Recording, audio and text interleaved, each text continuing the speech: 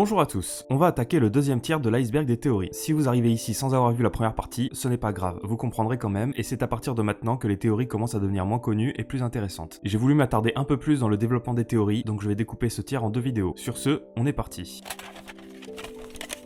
Les rêves lucides sont les rêves où l'on prend conscience que l'on est dans un rêve. Ceux qui sont capables de rendre leurs rêves lucides peuvent agir à la fois sur leurs actions et sur le déroulement du rêve. Apparemment, ça apparaît lors de la phase de sommeil paradoxal et il est possible de s'entraîner pour y arriver, mais on peut se retrouver dans un rêve lucide par hasard. Il y a plein de tutos sur YouTube pour y arriver si jamais ça vous intéresse. Le projet MKUltra est un projet de la CIA qui a commencé dans les années 1950. Le but du projet était de comprendre comment l'humain fonctionne pour pouvoir l'influencer de la manière que l'on veut. En gros, la CIA voulait développer une science de la manipulation mentale pour l'utiliser à son avantage. Ça va du sérum de vérité au lavage de cerveau en passant par l'amnésie. En 1972, le directeur de la CIA de l'époque, Richard Helms, a fait détruire les archives du projet, même si de nombreux documents ont été découverts en 1977. En sachant qu'il y avait plus de 150 sous-projets liés au MKUltra, on peut se demander jusqu'où les expérimentations sont allées. Le projet fut arrêté en 1988, mais certains soutiennent que le projet continue encore aujourd'hui. Le fluor est une substance que l'on retrouve principalement dans les dentifrices, mais on peut en retrouver parfois dans l'eau du robinet, dans les sachets de thé ou dans le sel. Dans les usages non alimentaires, on peut retrouver le fluor dans certains insecticides, mais aussi dans certaines armes chimiques comme le gaz sarin, qui est 500 fois plus toxique que le cyanure. Lorsque l'on utilise du fluor dans le dentifrice, c'est pour sa capacité à agir contre les caries. Mais à trop grande dose, cela peut entraîner des maladies comme la fluorose dentaire ou la fluorose osseuse. Mais alors si c'est dangereux, pourquoi en mettre dans les dentifrices? Selon le chimiste Charles Perkins, des doses répétées de fluor, même en faible quantité, baissent les capacités d'un individu de résister à la domination, ce qui le soumettrait à la volonté de ceux qui voudraient les gouverner. En plus de cette propriété, le fluor serait un déchet industriel qu'il est plus utile de revendre pour s'assurer une plus-value plutôt que de devoir payer pour pouvoir s'en débarrasser. Cicada 3301 est l'organisation d'un jeu de pistes sur internet. Sur 4chan, qui est l'un des forums les plus populaires d'internet, le 4 janvier 2012, une image a été postée sur le board B où était écrit « Bonjour, nous cherchons des individus très intelligents. Pour les trouver, nous avons conçu un test. Un message se cache dans cette image. Trouvez-le et il vous mènera sur la voie pour nous trouver. Nous sommes impatients de rencontrer les quelques personnes qui réussiront à faire le chemin jusqu'à nous. Bonne chance. » En ouvrant cette image avec un éditeur de texte, on pouvait trouver un indice qui menait à la prochaine énigme et ainsi de suite. Le jeu de pistes a même quitté internet avec une série d'affiches collées à travers le monde, de Varsovie à Sydney, en passant par Miami. On ne sait pas qui est derrière l'organisation de ce jeu. Certains pensent que c'est une organisation secrète qui chercherait à recruter une élite pour on ne sait quelle raison, mais cela pourrait être une agence gouvernementale ou même un culte. Lorsque la solution d'une édition est trouvée, un nouveau jeu démarre et la 3e édition, toujours inachevée, est en cours depuis 2014.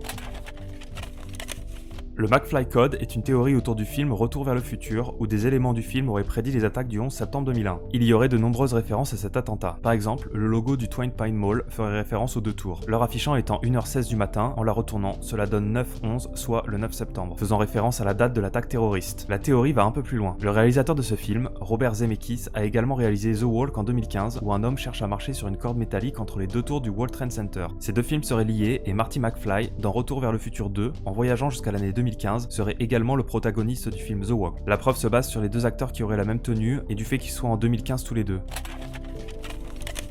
La radiesthésie est une pseudo-science qui voudrait que certains humains seraient sensibles à certains types de radiation. Ce terme fait principalement référence aux sourciers qui seraient capables de trouver des zones d'eau à l'aide d'une baguette qui vibrerait en fonction de leur proximité avec une source. Mais la radiesthésie pourrait s'appliquer aussi à la recherche de métaux ou de minéraux, voire même à l'humain dans la mesure où certains se disent en capacité de ressentir les vibrations de personnes disparues ou seraient capables d'établir un diagnostic médical en étant en contact du malade.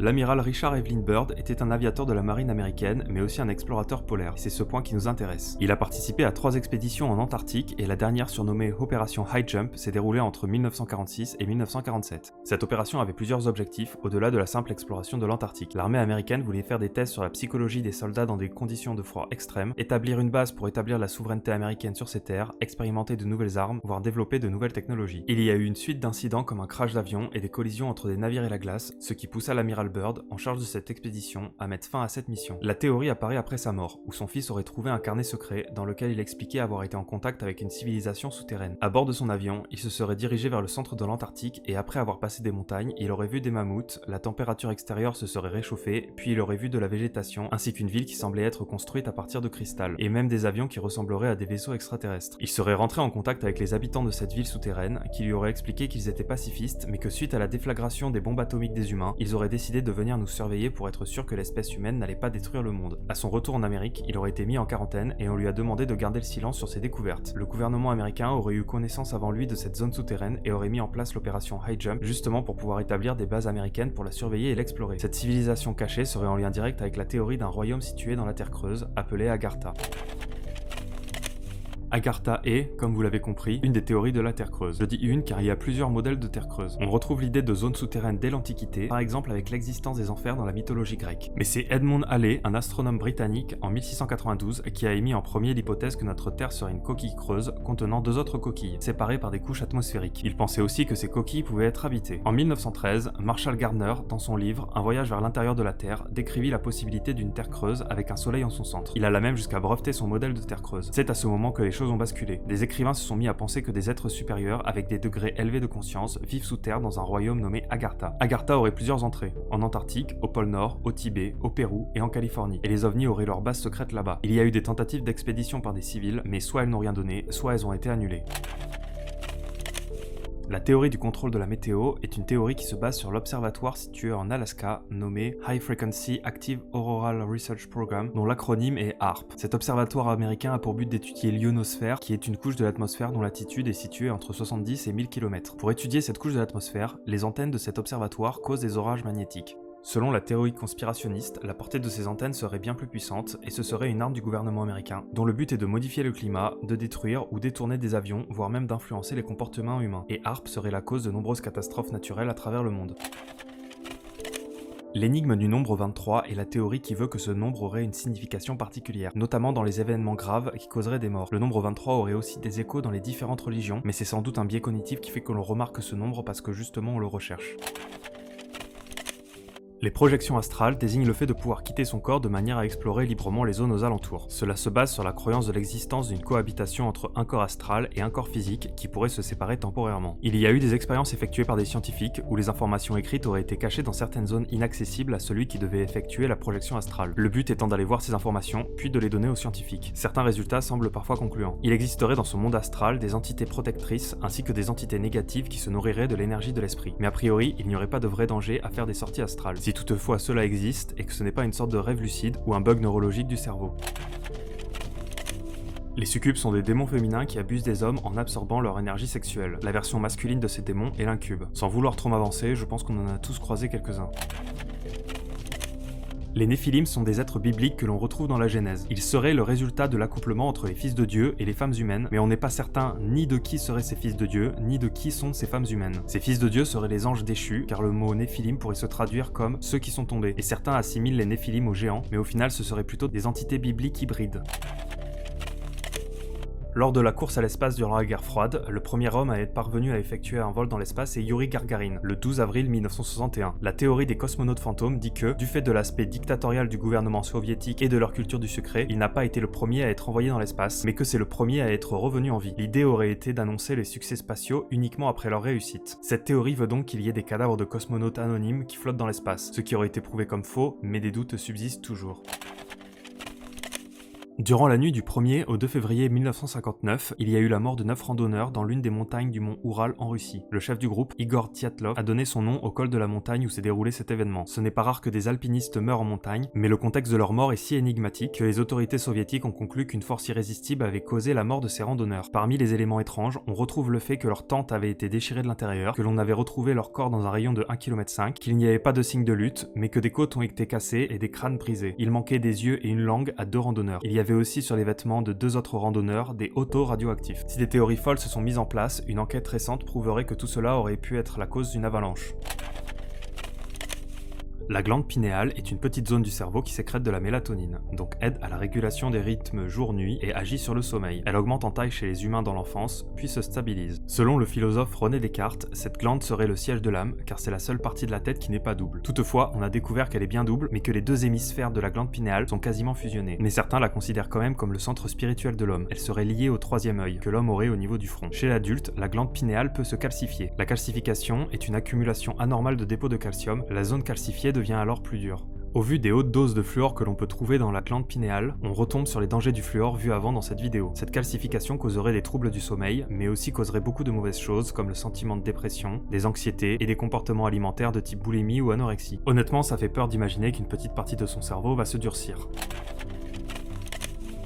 Les tulpas seraient des entités spirituelles créées par la volonté de l'homme qui finiraient par être capables d'interagir avec le monde physique. C'est un peu comme quand les enfants se créent des amis imaginaires, mais en version adulte avec beaucoup plus de puissance. L'origine de ce mythe viendrait de certains moines bouddhistes qui affirmeraient avoir créé des entités par la force de leurs pensées.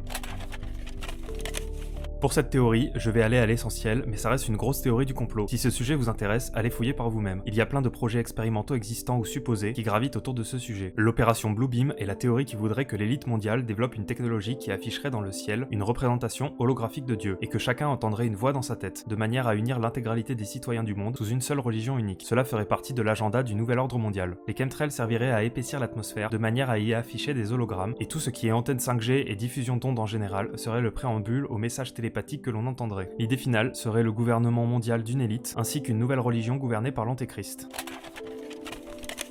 Cette théorie se base sur la croyance biblique que Dieu aurait créé un dôme au-dessus de la Terre. Ce serait une surface dure sur laquelle étaient fixées les étoiles. Cela supposerait que la Terre serait plate et serait au centre de l'univers. Il y a des théories qui partent dans tous les sens, qui mélangent des suppositions avec des explications liées au récit biblique. Donc c'est assez dur de vous faire une explication claire, mais bon, l'idée est là, nous vivrions sous un dôme. Si vous avez vu le film Men in Black, vous avez compris le thème. En cas de présence d'aliens ou d'activités paranormales en général, des hommes en noir viennent recueillir les informations des témoins et leur expliquent qu'ils doivent garder le silence sous peine d'avoir des problèmes. L'histoire du premier témoignage remonterait au 27 juin 1947 avec un certain Harold Dahl qui était sur son bateau dans une zone pas loin de Washington, lorsqu'il aperçut 6 ovnis en forme de donuts dans le ciel. L'un d'eux serait tombé en causant une pluie de débris métalliques, blessant le bras de son fils et en tuant son chien. Le lendemain, un homme en noir vint lui rendre visite et Harold lui a raconté ce qu'il avait vu. L'homme lui a demandé de garder le silence. Un peu plus tard, Harold expliqua publiquement que ce qu'il avait vu et son témoignage était un hoax.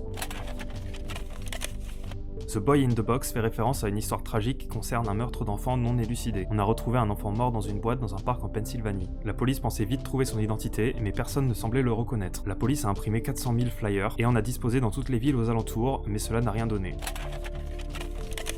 Les théories sur les simulations de la réalité parlent de l'idée que nous vivons dans une simulation. En gros, nous sommes dans la matrice et il existe ou non un monde extérieur dont on n'a pas accès. Je trouve que les théories sur la réalité sont les théories les plus intéressantes. Imaginez qu'un jour, on ait la capacité de créer un jeu vidéo qui simule parfaitement un monde avec des règles spécifiques, où l'on est capable de concevoir des personnages qui auraient la capacité d'agir par eux-mêmes et d'avoir un libre arbitre. Imaginez maintenant que l'on est dans ce jeu vidéo et que ceux qui ont créé notre monde ont eux-mêmes été créés par d'autres concepteurs, eux-mêmes créés par d'autres concepteurs, et ainsi de suite. Voilà un des exemples de simulation de la réalité, mais on y reviendra plusieurs fois dans cet iceberg. Le terme clown sighting fait référence aux nombreuses apparitions de clowns. Cela est sans doute dû aux pranks des clowns qui étaient populaires à un moment sur YouTube, mais déjà dans les années 1980, une légende urbaine américaine parlait de clowns fantômes. Ce qui est bizarre, c'est cette apparition soudaine de clowns dans les rues partout dans le monde avant que ça ne disparaisse sans trop de raison. Peut-être que c'était juste un effet de mode.